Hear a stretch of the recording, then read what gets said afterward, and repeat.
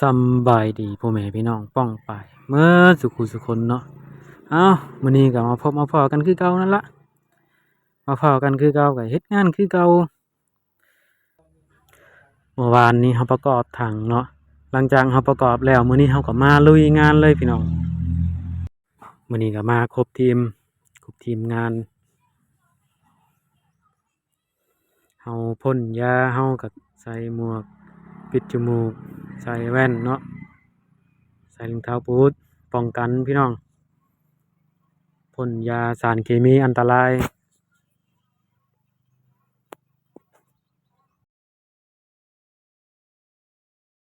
มาพ่นยาฆ่าหญ้าเนาะมาพ่นยาฆ่าหญ้าตามร่องยางหลังจากน้ำท่วมน้ำลดลงหญ้ามันหลาย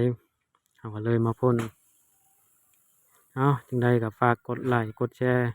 กดติดตามเป็นกำลังใจให้นี่เด้อ